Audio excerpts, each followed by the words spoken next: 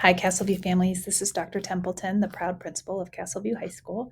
I appreciate you taking a couple of minutes to view this presentation about the Unified Common High School Bell Schedule in Douglas County and for getting some perspective about this transition.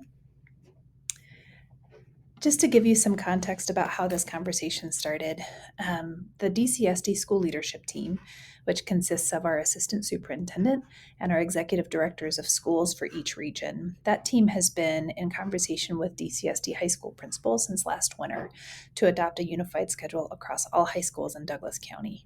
By having a common schedule, we can provide more equitable access to expanded programming like career and technical education. Examples of CTE coursework are the incredible journalism program that we have here at CV, our extraordinary engineering program, also the auto program over at Ponderosa, the new cosmetology program at Highlands Ranch High School, and of course, the pathways that are being created at the new Legacy campus. All of those are good examples of CTE. Also, classes like AP classes that are very difficult for us to staff, classes like Calc 3 and differential equations, for example, or AP Research, AP Physics, those kinds of courses are really difficult for us to staff. And by having a common bell schedule, we may be able to preserve some of that programming and share staffing resources across our high schools. And then finally, concurrent enrollment courses. Our post-secondary partners at ACC are excited about the notion that all of our high schools will be on a common schedule. Then they would be able to provide greater access to coursework at their campuses and give students even more opportunities to earn college credit while they're here in high school. I'm excited and proud that we are taking on this challenge together as a unified DCSD high school community. So the last time Castleview was in a conversation about our schedule was in 2017. At that time, the county was experiencing some budget cuts. And in order for Castleview to staff our building appropriately in light of those budget cuts, we needed to cap the number of credits that our students earned. And we had to require them to take off periods their sophomore, junior, and senior year. The impacts of that decision are in this chart. So if you see before 2017, our students were required to garner 28.5 credits in order to graduate. And since then, we've lowered that requirement to 24, which is the same as all other high schools in the county. Before 2017, there were 10 early grads. Since then, we've seen over 75 each year. Before 2017, most of our seniors had 3 classes all year long. Since then, most of our seniors have 2 or fewer classes in the spring. Both before and after, we had many of our students who doubled up in math. And just to give some context about what that means, when a student doubles up in math, it means that they take 2 years worth of math in a single year's time. So they finish, for example, Math 2 their first semester, and they finish Math 3 their second semester. And just to provide additional context, we're the only high school in Douglas County with 5 levels of math before advanced placement or concurrent enrollment options.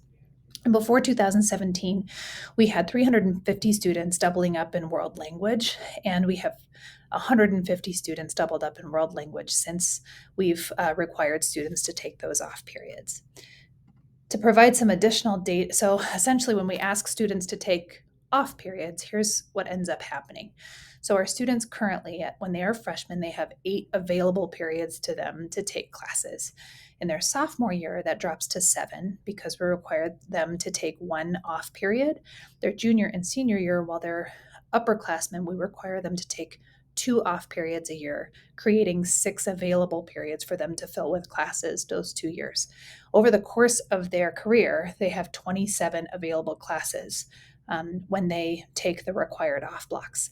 In the new schedule, we'll be able to offer 7 periods each year, which gives them 28 total available periods to fill with classes of their choosing before they graduate.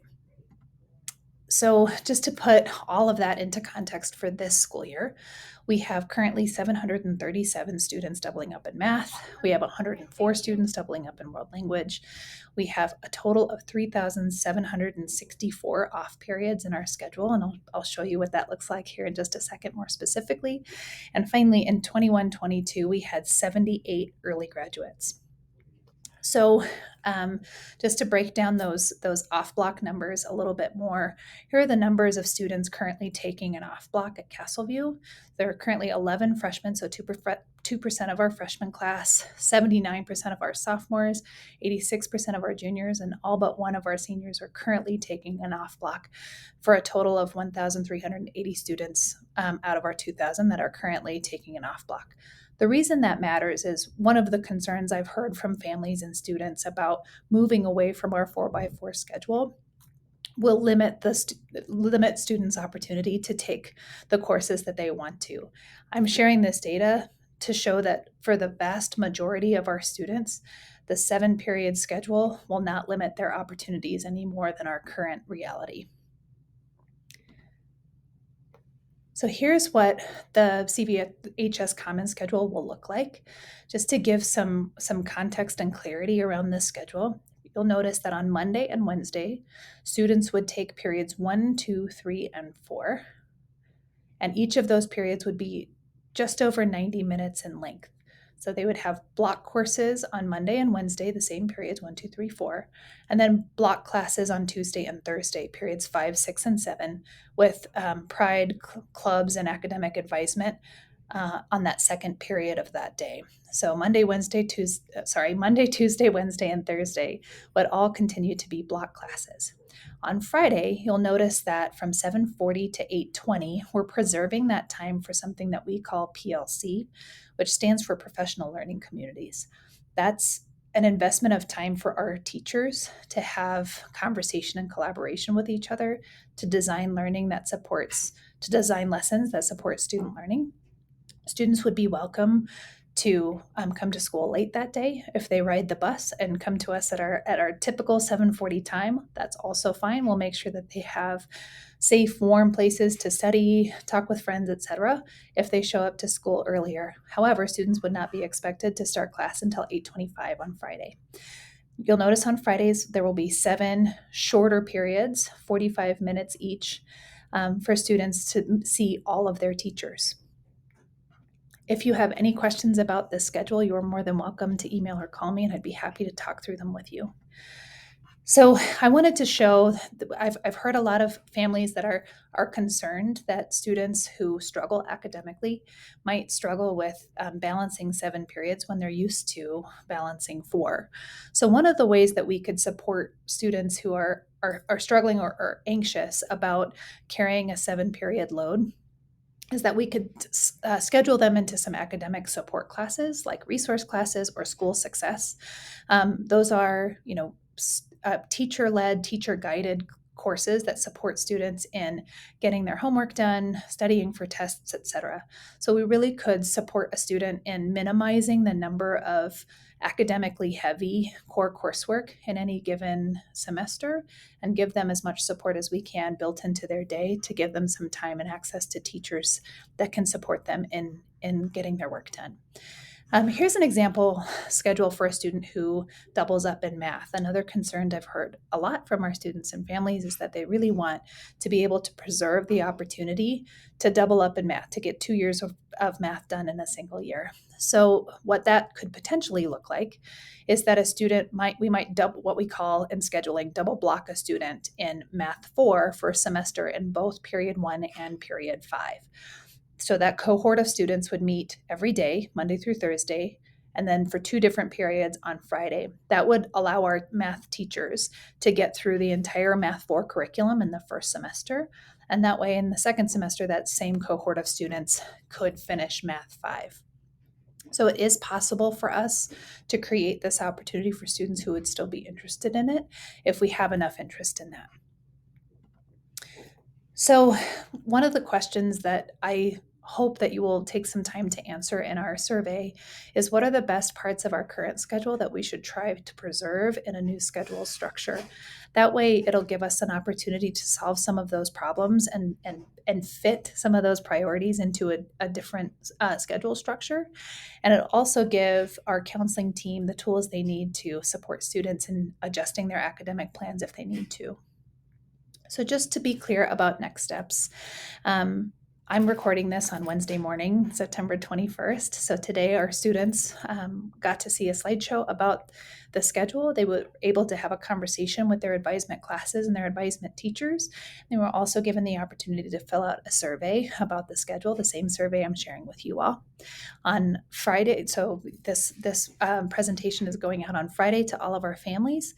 This presentation is available, and of course, I would love for you all to fill out the survey as well to give your thoughts about the new schedule structure. On Wednesday, the 28th, teachers will share back together in their academy professional learning communities about the things they heard from their students for us to consider. And then in October, we hope to bring back feedback from all stakeholder groups to a group that we call Principals Council. That's a group of teacher leaders and administrators. And that group will compile a list of the most important opportunities to preserve based on the feedback from the survey and the conversations that we've had in our community engagement sessions, and of course, in our conversations with students and teachers and advisement and in PLCs.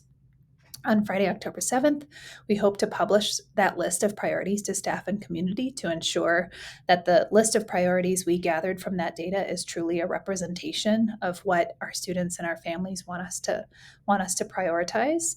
On the 10th, myself and the master schedule, Steph Morris, will be in what we call the beach, which is the back of the library, to hear any advocacy, answer questions from staff regarding the list of priorities. We hope to present some proposed solutions with those priorities in mind to Principals Council, then with staff and families, then with students and advisement. And then we want to make sure that we do that with some urgency. So we want to be thoughtful, of course, but we know that there's an urgency to start allowing our students to meet with their counselors to talk through their academic plans. I've been lucky enough to meet with some students about the schedule, and when they show me their plans for the future, I think it's possible to solve many of those problems. And I know that students are feeling anxious about this change.